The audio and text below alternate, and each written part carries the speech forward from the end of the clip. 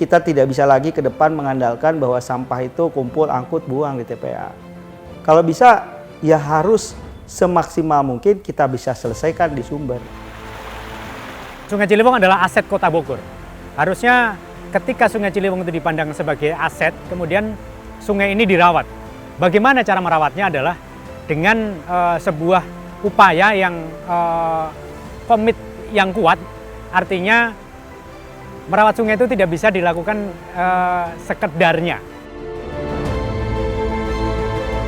Kalau di masyarakat ini sampah sama sekali tidak terpilah ya dari sumbernya, sehingga sangat susah untuk menangani dan melakukan pengolahan terhadap sampahnya.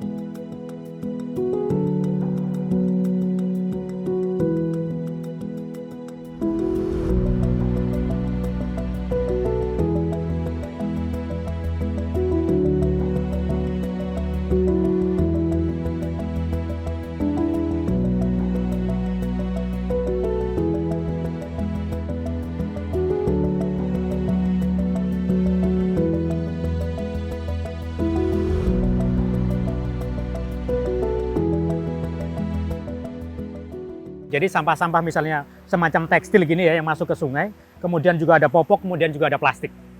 Ketika masuk ke sungai, kemudian perlahan dia akan terdegradasi oleh keadaan.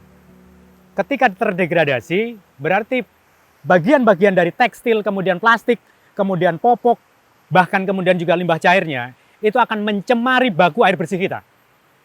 Artinya ketika baku air bersih kita tercemar atau terkontaminasi hal-hal yang kemudian memang tidak semestinya, ancaman berikutnya adalah keselamatan kita.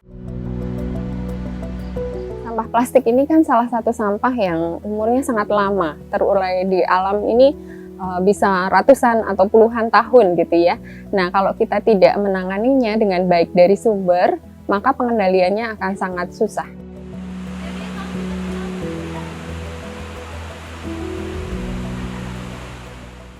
Saya tidak mau bicara infrastruktur, saya tidak mau bicara teknologi dalam mencoba mencari opsi dalam penyelesaian masalah sampah. Yang saya lakukan adalah manusianya dulu yang akan saya benahin, SDM-nya. Siapa manusianya? SDM-nya. Pertama adalah tim kita sendiri. Satgasnya ini yang kita bentuk, ini kita benahin dulu.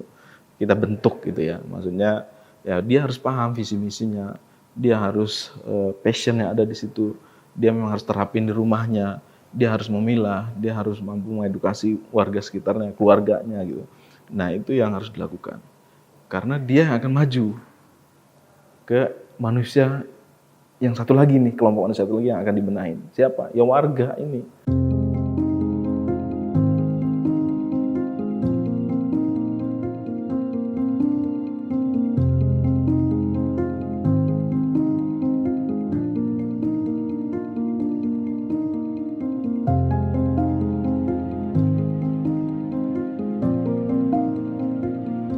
Masyarakat Bogor sudah mengerti betul kalau dia belanja dia bawa kantong.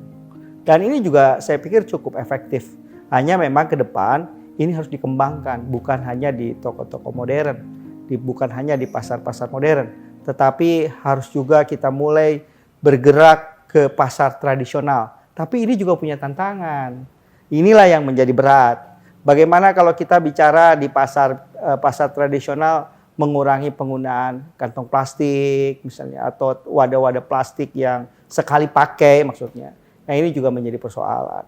Kita belum menemukan cara-cara atau metode-metode yang memang betul bisa mengurangi itu.